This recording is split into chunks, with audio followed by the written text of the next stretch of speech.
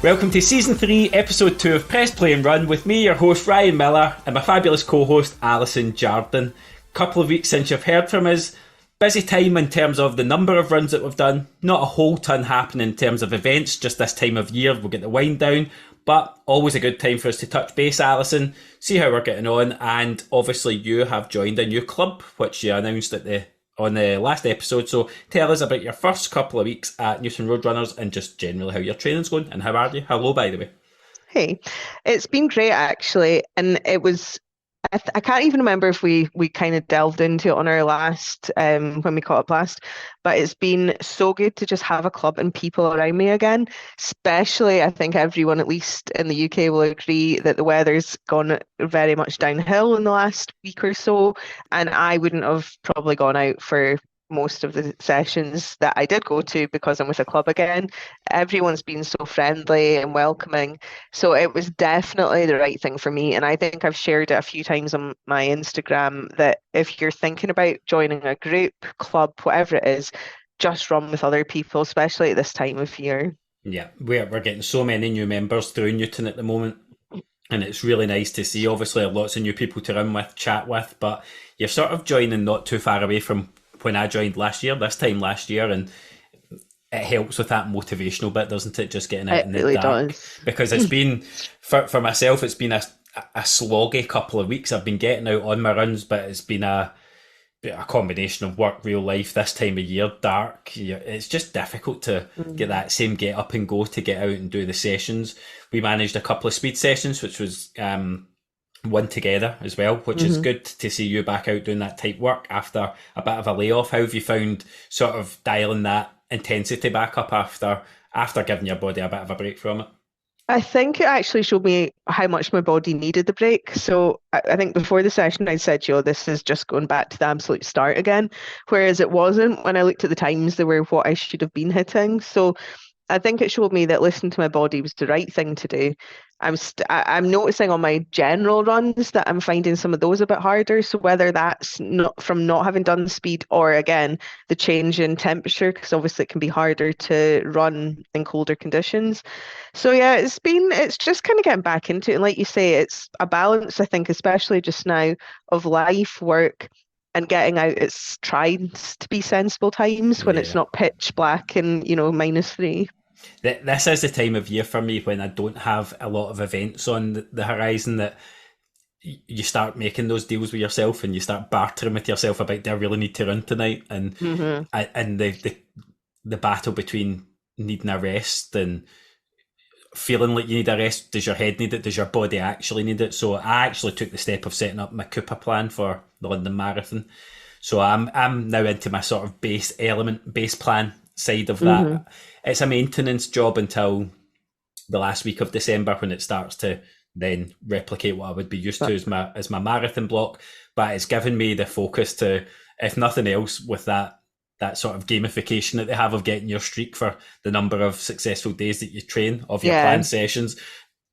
Just something like that, as daft as that's been, enough to keep me going. I've managed to get out to a couple of club sessions. I have missed some as well, but yeah, it's difficult for me because I think I'm quite event based. I like something to aim at. I've signed up for the Telecoutre 10k. I think that's 29th of December, something like that. So I won't be going there. I'm not going there with any intentions of all guns blazing. I'll fit in alongside training, but it's something to break up that Christmas period. But it's been nice to have you in Newton. It's been nice to see you in that club environment again, and I can see how much it's doing for the end of a busy working day, just to get out there with people. Yeah, I think it really does help. And then obviously we've had the long run club as well, which I was unable to attend. But again, it's just a perfect example. I think they're on Sunday that it was terrible conditions on the Saturday, but you had the highest number of people on the Sunday. Yeah. But it's just showed that, again, I don't think maybe, well, I can't speak for everyone, but maybe some of those people wouldn't have gone out. But with knowing that you're away to join others again, to go and do a run in Glasgow and then socialise after, I think, again, that's just such a great thing to be a part of just now, especially when maybe you could have just lain in bed and stayed inside where it was warm. No, I was delighted with the turnout. 36, I think. I miscounted. I think it was 36 or 37 in the end up, which is just a remarkable turnout for 8 miles on a day when, the snow had fallen the day before. I'd even thought about potentially, do we cancel this or not? Then I decided as it was thawing and I saw other things were not being cancelled. Go ahead, no expectations really around Yeah. numbers, and then you get that kind of turnout. There, I'm already sold and convinced that there is the appetite for what we're trying to do. It's now going to just be about momentum, and numbers are not the be all and end all. It will never be the metric of success of the run club. I'm going to be going out to run these distances if I'm myself. It doesn't really, me running that distance is not dependent on other people coming. Hmm. But given that platform, if 10 people turn up, it's a useful thing. If it's 15, 20, 30, but the more people there are, that added knock on has been that there's more pace groups to choose from, and Hmm. even more refined than maybe like 5:30 to 6 and 6 to 6:30. There's people doing somewhere in the middle too. So there's been natural groups forming there of people that are almost turning up to run together. Brilliant to see, with a nice coffee, and that's us now. So if anybody's thinking about coming along, we'll resume the first weekend of the new year, and all the details will be posted in the Facebook group and in the Strava group. You can find links for them in the bio of the Press Play and Run Instagram page or in my own page. I don't know if you set yours up to have that link in yours, Alison. I haven't, but I will. And it's just drop us a DM if you're struggling to find it. Drop us a DM and we'll work that out. Also, I am not going to spam my social media with this, but through Cooper, they're doing a Christmas gift package, and I think I hope I get the details right here. I think it's £17.99 for 3 months of Cooper. So in terms of thinking about your marathon plan, if it's something you've been having in the back of your mind, you've not got your plan organised, if you want to try that, again, drop me a DM. I'll give you my code. You can use that and get yourself that deal as well. Good way to kick it off if you've not got anything else. So it's not a big hard sell, but if you're struggling, you don't really know where to turn for your marathon plan, that's always an option for you. And speaking of marathon, Alison, you've Hmm. got me in the throes of rejection. Another ballot rejection from It Berlin. was, yeah, I haven't really been on social media much today, but I had a quick look before we caught up here, and yeah, I was starting to see there was quite a lot of rejections. I've only seen one person that got in that I know so far. So Yeah. you were a firm no. I've seen two that got in. Former guest Joanne Thorburn, Hmm. club president at Newton, she got in, and Laura Cameron, one of our press play and Oh, run people, she got into. She in the Facebook group, she'd posted that as well. So I'm not too sad. I've got London coming up, so let's not be selfish. And I also, on a complete side note, got a accommodation and flights organised to go and see Scotland playing in Germany in the Euros in June. So I will be getting to Germany. I've got tickets for 2 of the games. So I'm not that sad. So today's episode, Alison, we've got a friend of yours. yeah, so I think we said, didn't we, where I said that it was quite scary when I tried to count back how long I have known this person. So we actually started our first day of high school together. So it's been 25 years since we first met. But I've followed her journey. They've been quite similar in some ways, but obviously I've not quite got to the level she is. But a brilliant guest, really interesting kind of story of how she got there. So Yeah. Imminently, we will throw to our conversation with Meryl Cooper, who has basically gone from everyday runner through this sort of meteoric rise and stayed so grounded with it. But I loved today's conversation. I loved what you're just about to hear. I took so much from it as an everyday runner who's not overly interested in trail running, if that makes sense. But yes. there's so much in there about mindset, motivation, and just what drives a person. It was a brilliant, brilliant chat. So really looking forward to throwing to that. Just before we do, we had thrown about some ideas about, do we do something as a sort of Christmas social, with some ideas for a sort of 5k, then a 10k event potentially coming up, and it's all just logistically got too close to the time. We've had too much in the go and we've not managed to get anything done. But what we are doing, Alison, is we are both going to do the same park run on Christmas Day, which won't be everybody's cup of tea, but having done it before, I can say it is a absolutely phenomenal start to the day. So we're going to be at Drumpelia Park Run for Christmas Day, and all things being equal, I don't know about you, but I'm definitely going to be at Strathclyde Park for New Year's Day. I don't know where you'll be. Sadly, I won't be. May be at a park run up north if I can find one that's on. I'm going to be back home in my hometown for Christmas and New Year. So I'm going to do the park run on Christmas Day, which I'm still looking forward to because I've still never actually done a Christmas Day park run.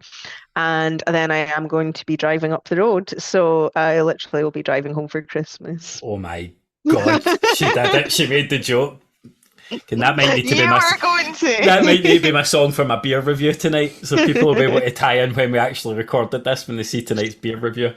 Right, yeah. So well, nothing else. My end, Alison. Anything else you would love to inform your eager crowd of followers about? No, I don't think so. I think the important thing is though just to thank everybody for the support, not just for the podcast, but for the long runs as well.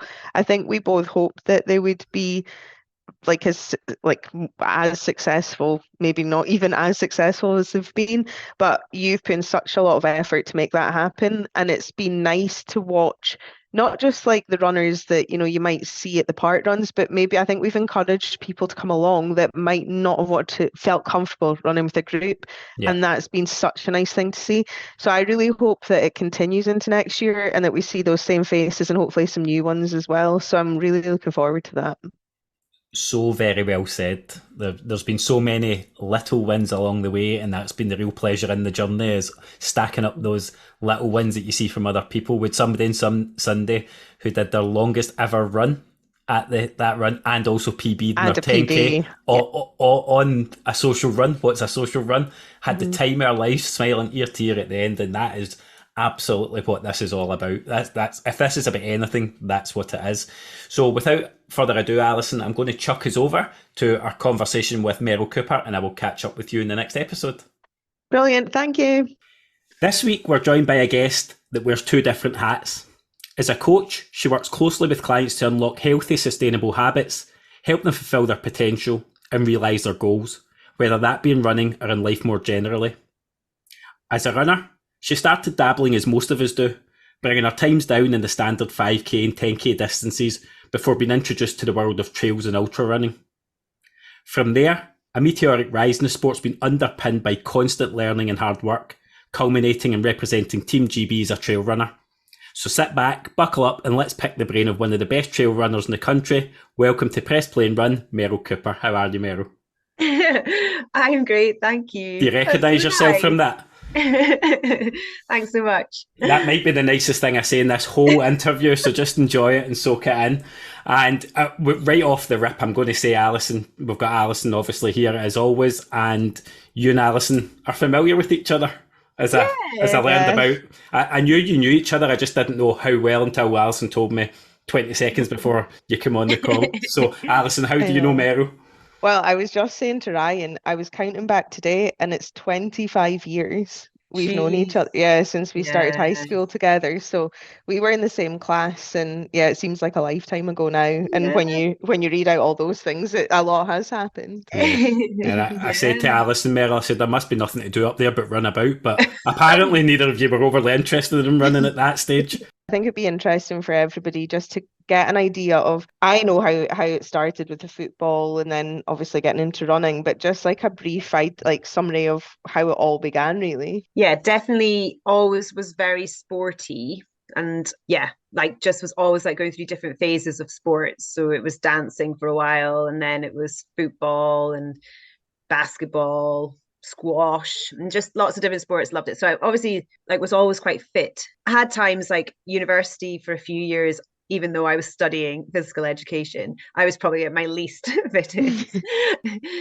And I didn't really get too involved in university sport. I actually did a bit more social sports. So did intramural football rather than play for the team, the university team and things like that. So yeah, that was definitely a social time, more so. And then yeah, just when I started teaching, to kind of, I think maybe it's the way I learn best, but I like to rather than read a book about different coaching drills, I would go and do it myself. So I would go to football training, or I'd go to basketball training if they were the main sports I was doing, or even netball, hockey, whatever.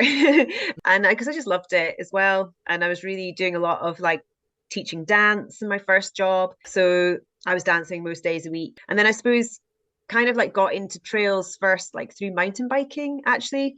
I was living in Edinburgh and quite liked to escape the city at the weekend, and would go to Glen Tress at the weekend, which is actually where I raced last weekend, which was so cool.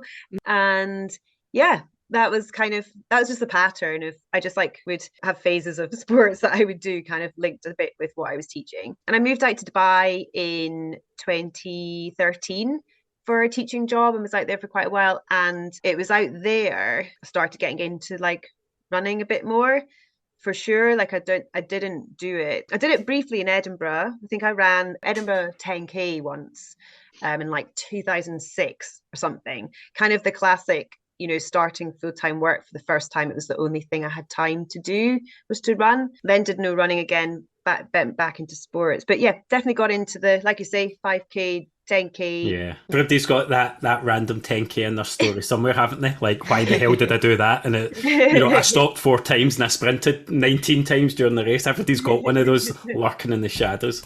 Yeah. Dubai was obviously so you went out there to teach, and it was PE teaching, wasn't it? So yeah. There was still that element of, the sport. And then it was while you were there, you got into like the longer distance running. Yeah. And then from there, it kind of took it even a step further by taking a sabbatical. Yeah, no, definitely. Yeah, it was around, I turned 30. When I was turning 30, I wanted to get quite fit, and that led to the running getting a bit longer and so on. And then yeah, in 2019, I'd had like quite quick success, I would almost say, in ultra running. In 2018, I'd entered a couple of races internationally and thought, right, let's give it a go. And I won one of them, and then was third in another. So, I was like, okay. And then I got selected for Great Britain in 2019 in June. So I kind of thought, like, I loved my job in Dubai. I loved living there. Everything was great, but I knew, or felt at least, it was the time, if any time, to take a bit of time out and go train where there were actually mountains. And the only way I could do that was to take a year out. Yeah. That's something I wanted to pick up on with you, because we've got a similar story in that respect, coming from that. The education was my background. There's no way what's happened in the last 2 years could have happened whilst I was in that role, because that job does not lend itself to pursuing much outside. If you want to be effective at it, it's kind of all encompassing. Yes. How big a risk did that feel at the time for you, to be recognising I've got ability in a thing, and I probably at that stage starting to love a thing, versus, because it's the safest job in the world as well, though, isn't it? You've got security, you've got things that a million people would tell you never to walk away from. So how difficult a decision at that point? And then maybe I'm going to ask you to maybe look back at it now and reflect on, do you look back at any of it and think, oh, I would have done that differently? Yeah, it was a really hard decision to make, but also really easy. It was weird. I kind of thought, well, I've got the job to go back to. It's a sabbatical, so there's nothing to lose. Go and do it. That was the best position to be in. The big challenge, though, was that in Dubai, you had to say by Christmas time if you were going to potentially not come back for your job, or you were going to move on. So I actually only had really July, August, September, October, November, 6 months to 5-6 months into it. And if you can recall, 2019, COVID, something was just around the corner just after that. So it was tricky. Like that was tricky, because I couldn't then go on do what I planned to do, or utilize necessarily the fitness that I accrued.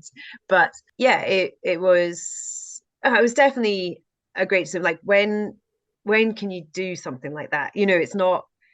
It's not something you get that opportunity to do. So I just knew I had to grab it. And yes, it allowed me to then retrain, and to see if I wanted to go down the health coaching route instead. And like, knew as soon as I got started in it that this was what I was meant to be doing. And then from that, I also then did my running coaching as well. So in 2020, again, I suppose in a way with COVID, it helped me. It opened up so much time. I wasn't traveling as much as I had planned to be. So that time was then opened up much You could more. at that time you could be quite singular in your focus because a lot of the Mm, distractions of life were just stripped out definitely. for all of us. I just see it a lot. I see it a lot online. Actually, people in jobs that they maybe don't particularly love, but there's a safety versus the thing they love, and the struggle of do I leave to try and monetize that and to pursue it. Yeah. So you're in that unique position as a guest where you can look back at that now and think, well, do you have to go all in? Can you do it a bit at a time? Would you have Mhm. any particular advice to anybody that's sitting in that kind of position that's thinking about entering into the sports world as their world? Yeah. I do think you've got to look at everyone's situation is unique, isn't it? And I was fortunate that Dubai, and this was like a pro and a con. A pro of being in Dubai was the financial side of it. I was able to save a lot of money and I felt secure to then take the year. If it all did go absolutely tits up, then I I had a bit of security, even if I then needed to build up a business slowly, which I thought would was realistic. Like if I was to then start a business, I'm not going to be earning my target salary at all for maybe even a number of years. Yeah. Who knows? And I think another approach could definitely be that you go down to part time and in your secure job and then build up your other more flexible job or passion job and do it that way.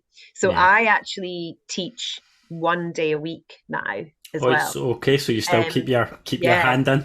and I love it. So I teach in a really small school. I teach it's all girls, and that's what I specialize in, teaching girls PE. And yeah, I just love it, and I wouldn't change it if that makes sense. And they're really Yeah. supportive of me. So again, like that's even possible. No, I didn't realise Yeah, that. I don't think yeah. they'll let me go back 1 day a week as a heady. I just sit in around the school for 1 day a week and then you can get on with it. No, that's interesting. Thank you for that. I think your story will be one that people could see themselves in, if not at the exact same track. But we all have those moments in our career where you think, oh, this is not what I love anymore. Or Yeah. For a big thing for me, I think it kind of haven't answered your question earlier, but my lifestyle in Dubai when I was working full time and I was ultra training was not sustainable.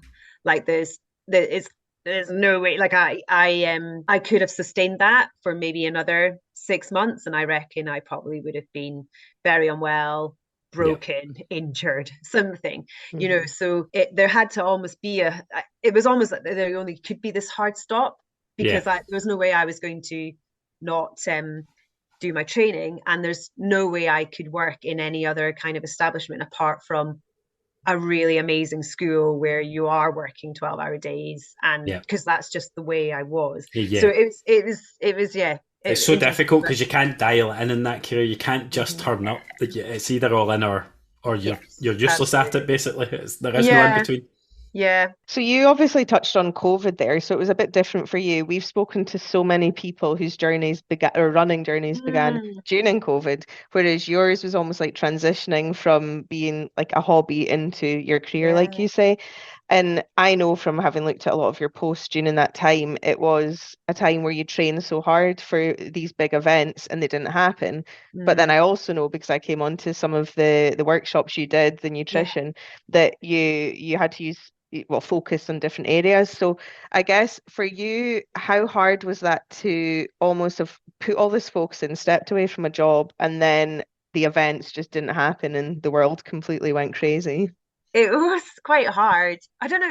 It was interesting because I there was another step in all of this. I can't remember if I've mentioned. I don't think I did mention, but you probably know maybe um from seeing posts or something. But I actually moved to Gran Canaria and Yes. took on a part-time teaching job whilst retraining in my business and so on.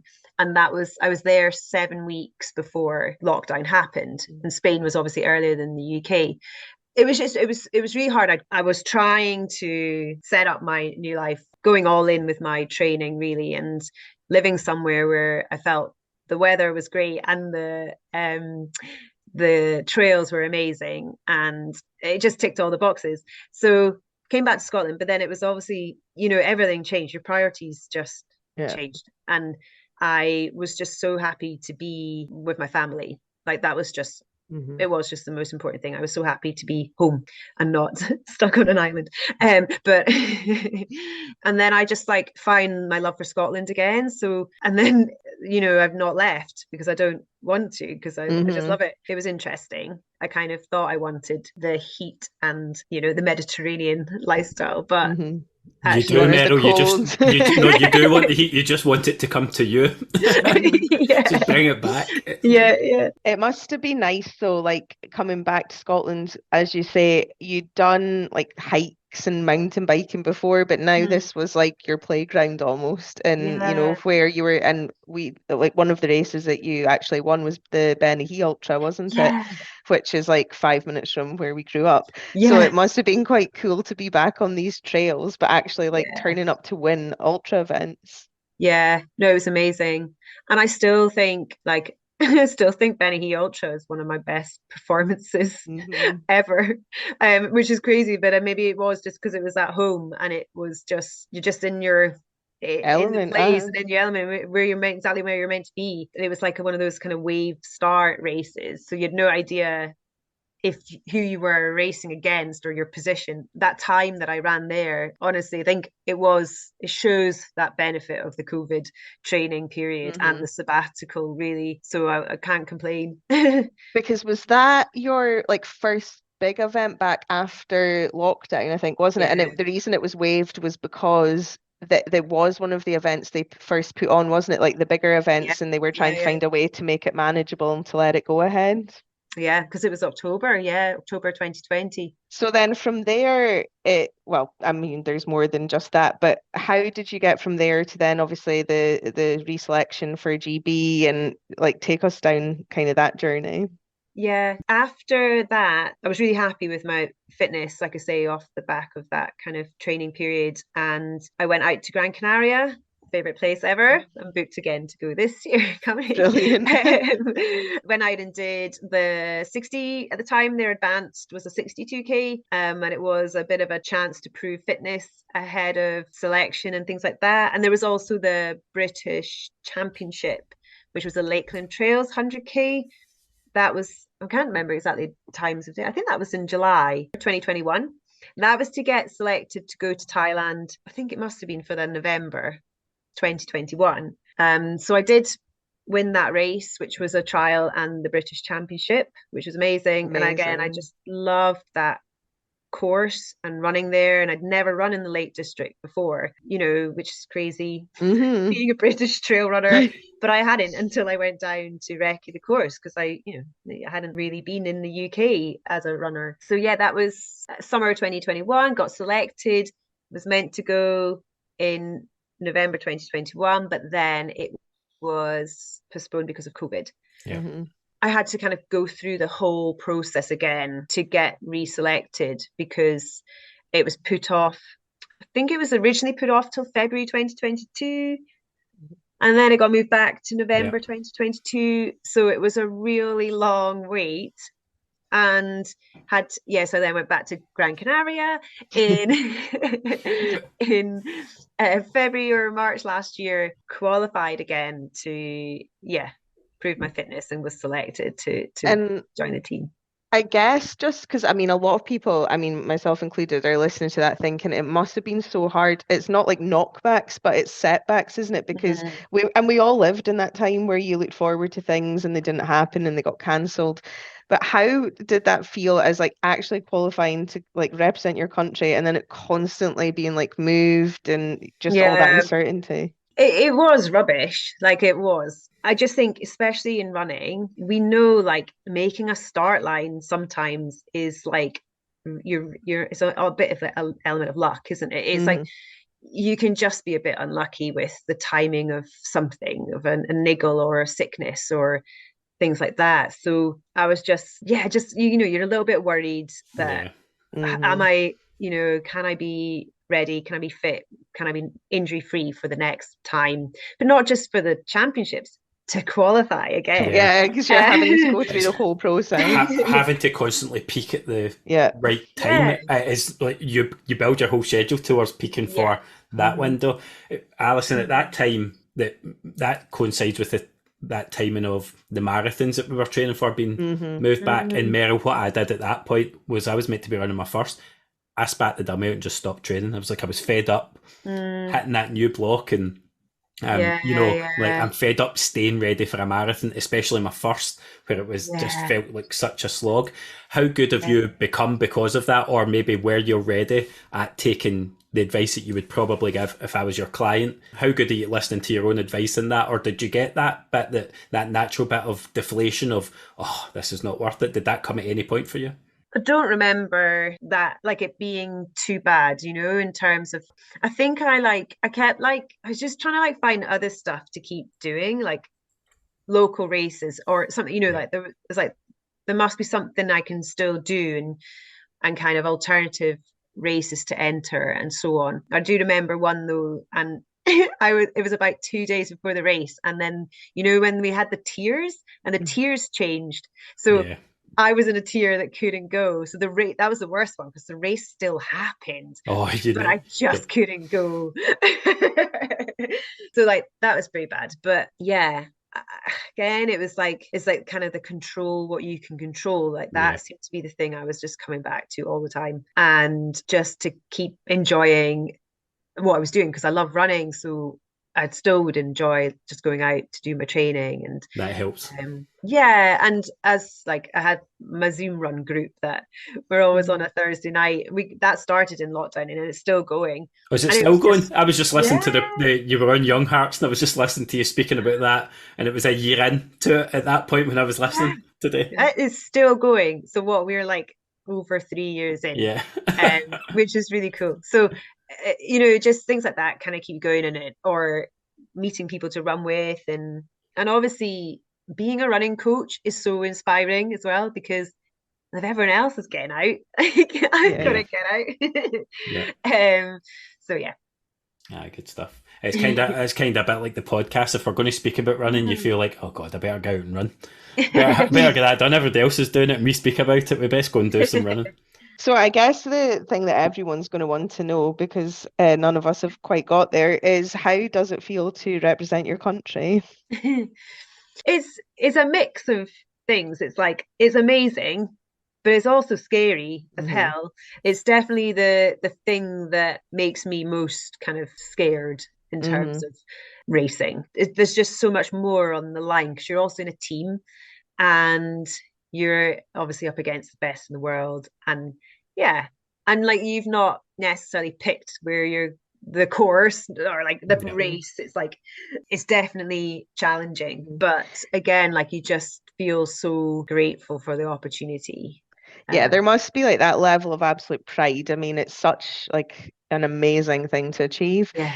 But how do you cope with the pressure? Because I mean, it must be like immense, but also I know some people get nervous a week before, some it's the morning. So like how do you kind of get through like that whole process up to the start line and through the race? Yeah, well, I've still not completely cracked it, I don't think, in terms of coping with the pressure of these races, because I've had probably one good performance, but two that haven't gone too well out of the three. So I'm on a 2-1. Again, like I say, like, I've made these start lines every time, but getting to them has been so challenging often. Sometimes I feel like, yeah, I've got to the start line, but I've not then quite, like, I put so much energy into just getting there, but then the execution has slightly suffered. I speak with so any races that are like really important A races, I do work with a sports psychologist. I've got an amazing lady I work with, so we do a lot of work prepping for races like that. But really interesting, before the last one, again, it's all like focused on what I can control. Like, that's what gets you obviously in the best headspace, and being really focused on like all the processes that are in your control. And the last session we did before the last World Champs, where I did have a DNF, unfortunately, I like came prepared. It was one of the first times I'd written down like everything I was going to focus on in the race, and she was just like, we've mastered it now. We've cracked it. That's us. Work's done. It's clicked. And she was so happy, and I was like, oh, it was amazing. And the one thing that we'd said was out of my control was stomach issues, which I don't well, that was actually, she'd said, but I don't 100% agree with that, because I think there are things I can do better, obviously, with that. But that was the thing that got me in the end. It was like, I nailed everything else. Yeah. But Meryl, can I jump in for a wee minute, Alison? There's a couple of things. One, I want to put it on the record to say just how much admiration I have for the fact that you speak openly of this, especially in a world of elite running, because where sometimes I think that vulnerability can be seen as a weakness, or we know that you know that people feel it, but we won't speak it, we won't say it out loud, we won't speak it into existence. But I'm also going to bring it back, Alison, to the everyday runner. That's what this podcast is. And Meryl, you've been that everyday runner starting off. And actually, we know and we speak to the regular people that struggle on the start lines of 5Ks, 10Ks, half marathons, marathons, with this psychological bit of, you know, getting yourself to the start. It's people who excel in training. And I actually would put myself in this bracket, who perform better in training than on race day, because it's pressure free. I love the process. I love even a bad session. I like getting something from it, and then you heap the pressure on, or you get in your head about all the things you can't control or what could go wrong. And there's a huge bit, I'm sure, that you do in your coaching, but I just find it so interesting that irrespective of the level, these things exist just in whole different spheres, and we're all feeling the same sort of apprehension. Yeah, no, definitely. It's just like, you know, we care, and we're about to go into something that's really unknown and essentially is a threat, isn't it? So we kind of, our brain is going to go all emotional and kind of irrational. I think that's something I do a lot with, because I go through the experience and I know it works for me, just not cracked it quite in the GB vest. But with the runners that I coach, we sit down before a race once or twice and go through, I'm not trying to be a sports psychologist, but I'm being a coach with them, and what I've learned, and from You're applying your learning. From my own experience. And we work on this a lot, and we do a lot of what I call what if planning. So that gives you a chance to write down literally everything that you are worrying about happening. And so what if this happens? So say, what if I forget my gels, or have to stop to go to the loo? And then we plan, okay, to prevent this happening, I will, and we look at what we'll actually do from now to prevent it happening. So for ultra runners, it might be reducing fiber for a couple of days before the race to minimize the toilet trips. If it does happen in the race, we have a plan. Everything is planned so that when you are, in the week before the race, you've got your plan. So you've got a plan. You're done. You don't need to think about anything else. All you need to know is, I've got a plan. On the day, if it happens when you're tired and fatigued, maybe less likely to make good decisions, you actually can make good decisions because you've planned it. So that stuff really helps, and I do it all the time. There's huge learning in that for everybody, even going from your first race, because there's bits of that you can apply. You can't control the uncontrollables, but you can control yourself, your emotions. And Alison, my head's going to you in that championship pen at London, and how after umpteen marathons, that one uncontrollable, if you like, of how will I feel the first time I stand on there is something that impacted your day mentally, if not physically, you know. And absolutely both. Because one thing, touch wood, that I've always been fortunate is that although I get nervous when we get to the morning of the race, I'm not one of those people that will allow myself to get so nervous it really ruins anything. But at the championship, it was just too much. It was totally overwhelming. I didn't feel like I belonged there. And, you know, I spent, God, I don't even know how many times in the Portaloos, and that's not me. And because of that, I had no energy. I was completely drained mentally and physically. And I really was ready to walk after 7 miles. And I didn't, because I wouldn't. But it was interesting, because it's like you say, I think going back to do it again, I would look at it completely differently, like what you say, and just, you know, why is it different from another race? And if this happens this time, what could I do? Whereas because I'd never experienced that, it was just all a bit, and it just completely changed my marathon experience from what the normal day is. That's for everybody. It just doesn't matter. The vest you're wearing doesn't guard you against the unknown. I used to go to park runs and feel like that.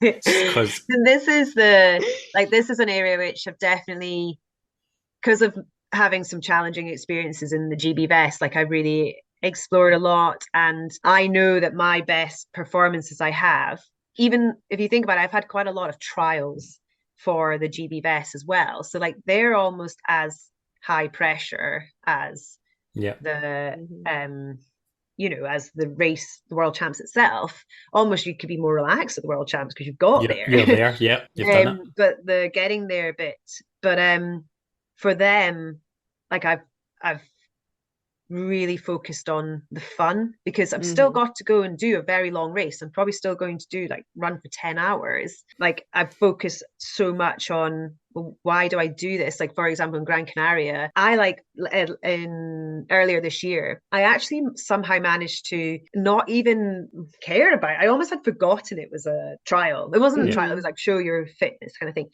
I knew that performance was going to count for massively for my selection or not. And I just I removed that completely and was completely just focused on enjoying myself. It's like, I paid a lot of money to come here. I'm not really getting a holiday. Like, I'm here to do this race and so on. Like, I am not going to make it miserable by being stressed out and pressure. Instead, I'm just going to enjoy it. So I completely made that choice of either worrying about it or choosing to enjoy it and just be there doing what I love. And I was just completely focused on being there doing what I love, the scenery, like almost like I wasn't racing. And then after about 5-6 hours, I'm in like a really good position and overtaking people. And I was just doing my thing. I was just having fun, really. And it made such a difference. And I had the exact same approach for Nice that I just did. I know that my stomach is happiest, everything, and your stomach's got to be happy when you're trying to consume 90 grams carb for 15 hours on the move. And it is the happiest, and I am happiest. Everything's obviously more relaxed when I'm just focused on having fun. I personally as well think that makes such a difference. I've done a few that I was very much like you said, just go in, I'm here to have a good time, spent a lot of money to get there, or maybe just I want to enjoy this one. And every single time they've felt easier, they've been more enjoyable, I felt more relaxed, good recovery after, because your body's just not like you say, and if you're mentally and physically feeling good, your stomach's obviously going to feel a bit better. And I really believe it's not easy, but I think having that approach does make a huge difference. Yeah, I think it's got to be a conscious shift in your mindset, and it's not going to just happen in one day either. Like, you've got to be kind of really catching your thoughts as they're coming up in like the week or the 2 weeks before the race, and get control over them, so that you're choosing this more helpful and enjoyable build up to the race.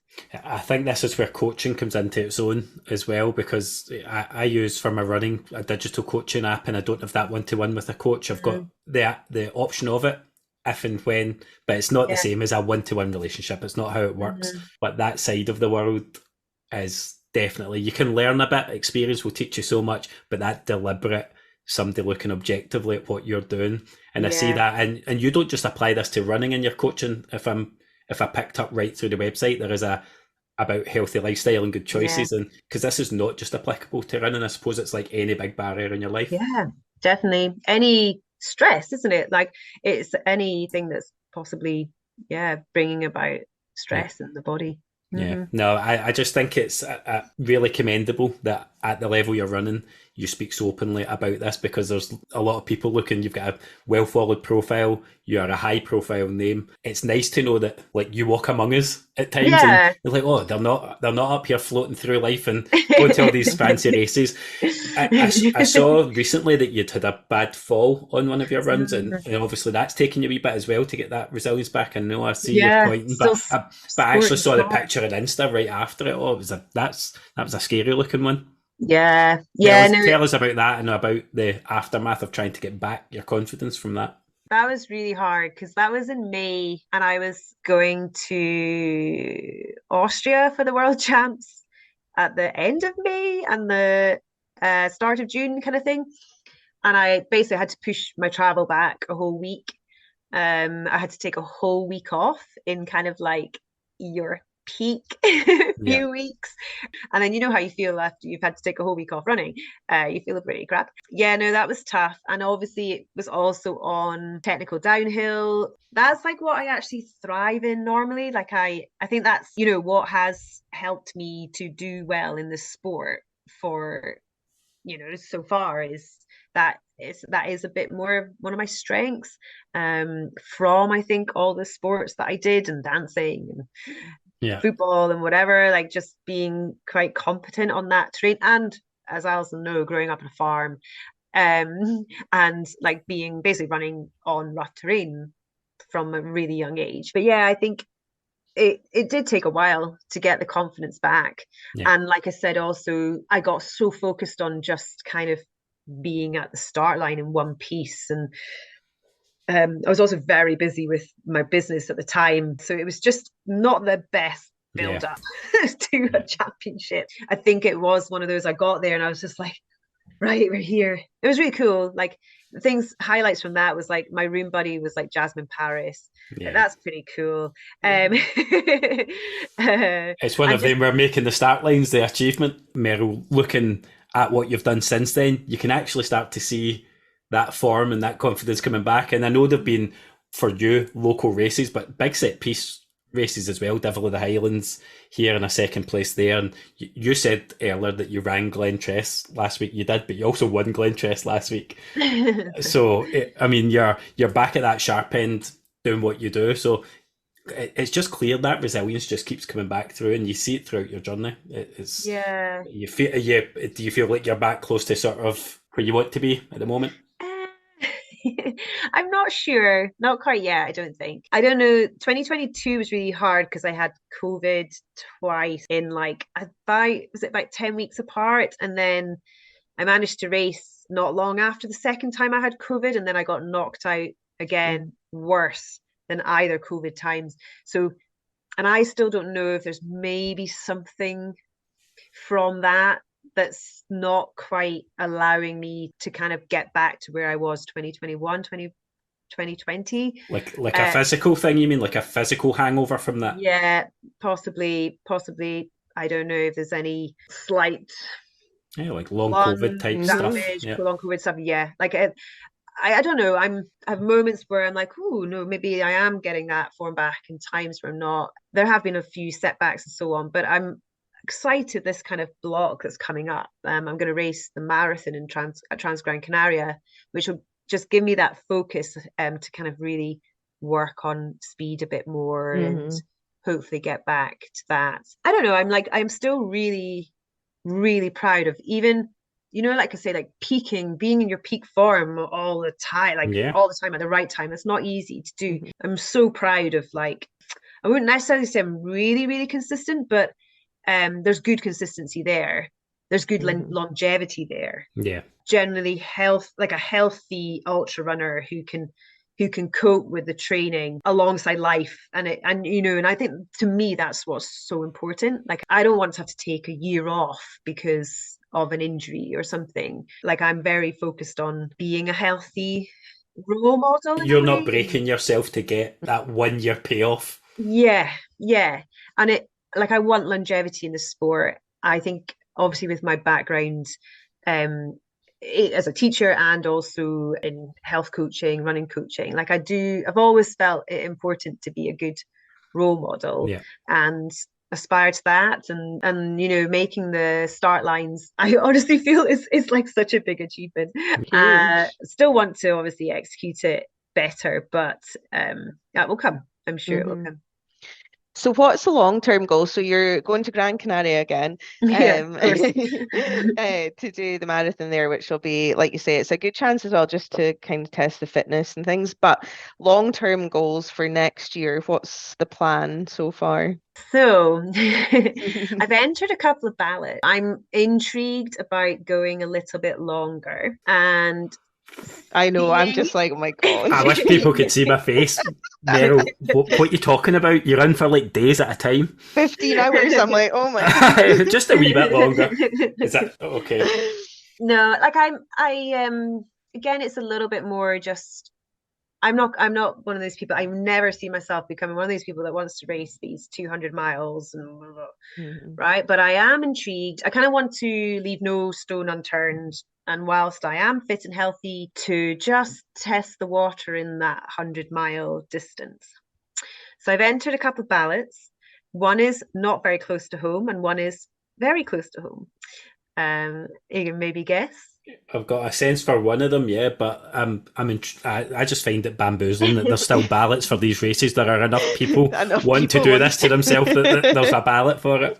I think I read that one of them, which I've put in the ballot for, which is in the US, the Western States Endurance Run. I think there's some either 4,000 or 9,000. I can't remember which one it is. They're obviously quite a big difference. Yeah. I'll be able to tell you very quickly. Mm-hmm. But I was also very shocked when I saw 9,000. Over 9,000 people. 9,000 psychopaths worldwide trying to converge in the same place. So yeah. And then West Highland Way, I've put in for... as well. Mm-hmm. So obviously if I get in, like no offense to the West Highland Way, but if I get in when the ballot's been 9,000 people to Western States, I kind of think I probably should go. Yeah, I think I'd go for that option. I think you'll get the free pass. And there'll be some nutter on the waiting list waiting to take your space anyway, so you'll be all right. Yeah. No, that'd be amazing. When do you find out, Meryl? When do these ballots draw? I think in like a week or two. Yeah. Next. Oh, is it that soon? Yeah. Yeah. Thankfully, because I don't know if I would want the Western States to be my first ever 100 miler. So I might have to do something else before it. Do 100 mile training run. But I'm also with the marathon. I don't have to go and do it, but I want to go and do it. I want to go and race amongst other people like my level and above, and just get into a really competitive race. But that race, the GB selectors have suggested you do to prove fitness for the European off-road championships. So I am gonna go for, again, as always, a chance to run for Great Britain, this time at the Europeans, because there's not another world champs until 2025. Once I've tried this 100-mile distance, maybe it will finish me off and I'll just want to retire, or you start doing park run. I was gonna say I so want to do park run. My coach, because I have a coach as well, I think it's very, very important to be coached, and he's not a fan of me going to do 5Ks. He just doesn't feel it's very relevant. I want to do them. What if you run 95k to get there? And then just bash one out from there. Meryl, we finish every show with a quick fire round, and then we ask the guests to pick a track for the running playlist. But before we get there, in your position, you're in a bit of a different position. Two things. One, where can people find you? How do they find you on socials or on your website if they're interested in coaching? Are you taking people on? That kind of thing. And the other thing would be, you must have, to do what you do, brands at your back that are supporting you. Do you want to give them a wee shout out while we're here, just so that they're getting that wee bit of exposure as well? Because I know how crucial it is, and to athletes like yourself that are constantly pushing to put yourself in the right places, the right countries for these races. So people can find me on mainly Instagram. I've got 2 pages. Don't ask why 2 pages. I probably shouldn't, but I do. There's Meryl Cooper Coaching, and there's also Meryl_runs ultras. And I've also got a website, merylcoopercoaching.com. And I am taking people on, actually. It's not often I have slots that come up, but right now there actually are. In both health coaching and running coaching, I have a couple of slots in each, which is great. Brands wise, so I work with Innovate, who are amazing, and obviously, like right now, there's some incredible sales going on. Good time, but they are great for trail shoes for any of your I'm never running trail again after the Dav away. That's me. I'm retired. Oh yes, I saw that you did that. Yeah, this is so funny. Like, I don't own a pair of road shoes. Can you believe that? Well, here's even something funnier. I started the Dav away in road shoes and there was puddles up to my ankles. But I'm blaming Kyle. He said it would be fine. Oh, never listen to Kyle. Shame. Yeah, no, but I am trying to get a pair.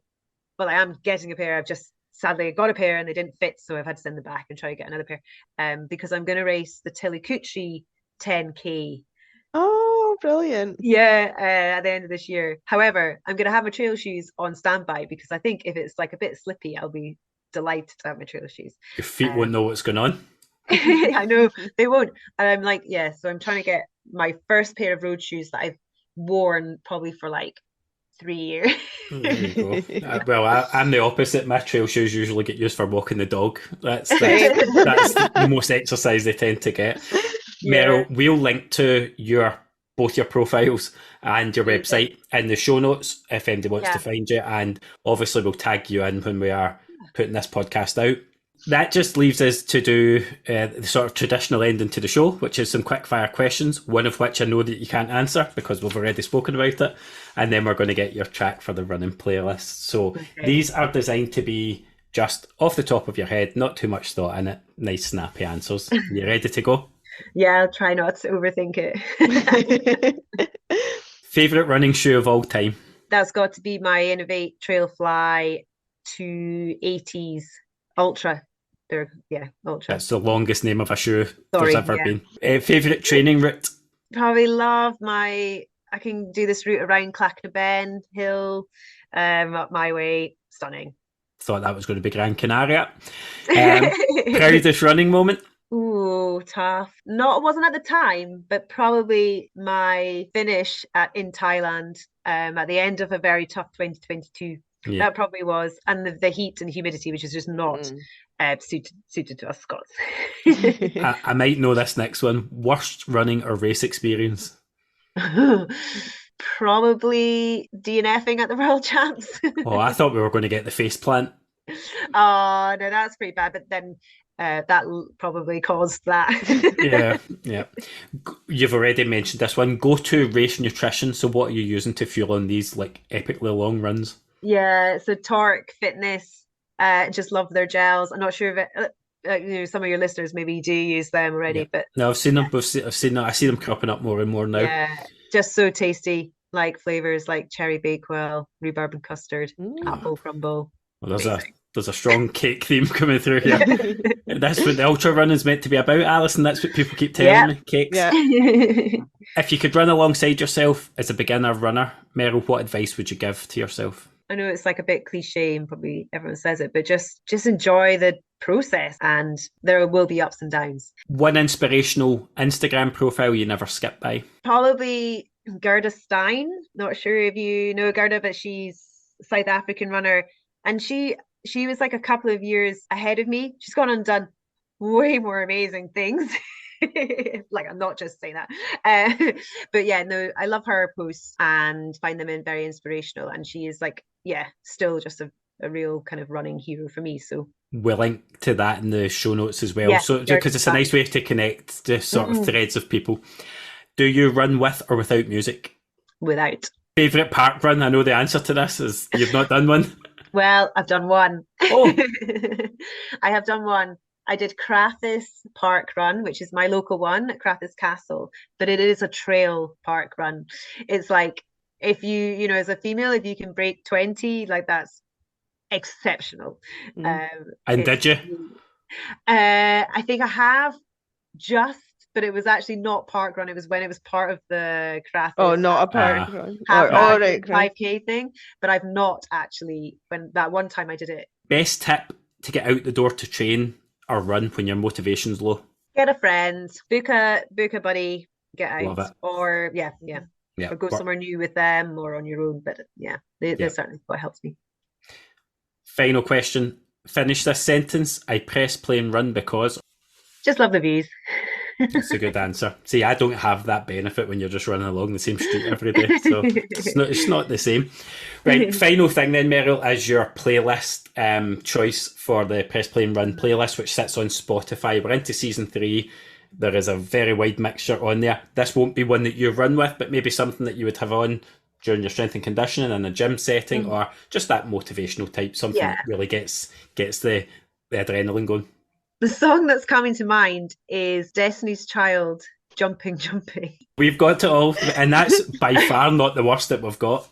So you're I'm pretty sure it's like a good 180 cadence as well. Oh my God. I was so my God. Spot the bloody runner that's actually got the cadence for that. I think that's the only time I actually did really listen to quite a lot of music was when I was trying to work on my cadence. And I think you could pick a podcast that had songs that were all 180 cadence. Yeah, that there are playlists on all the major platforms that are give me this beats per minute, and it matches your sort of tempo stride. Meryl, thank you so much. Welcome. I've really enjoyed the sort of deep dive today, learning a bit more about your running, and I will be keeping a keen eye on whatever you do next. Thank you. Yeah, no, thank you. It's been good catching up. It's been a while since we've probably had a chance to speak. So, yes. And hopefully we'll see each other at a race soon. Yes. Park run. Maybe park run. Well, maybe Tillycoochee Tenky. Well, no, because I'm actually coming up for Christmas. So you never know. We might even get a run in if we're in the same place at the same time. I better take trail shoes. Yes, take your trail shoes and we're going. That'd be awesome. You'd be as well. Alison can fall in the streets with nothing there anyway. You're as well actually on the trails, at least have something to trip over. Meryl, thank you. Thanks again. Really appreciate your time. You've given us more than we probably asked for, but that's been fantastic and learned loads listening as well. So thanks again. It's been a pleasure. Thank you. Thank you.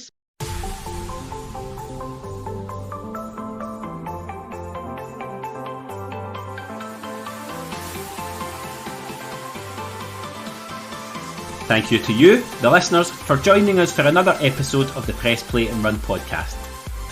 You can really help to support the podcast by subscribing or following on your podcast platform of choice and by leaving a review. Don't forget to follow us on Instagram at Press Play and Run Podcast and to add the Press Play and Run playlist on Spotify. We'll be back every 2 weeks with new episodes, and please be sure to keep an eye on our Instagram page to find out which guests will be joining us. Until then, keep getting the trainers on, press play and run.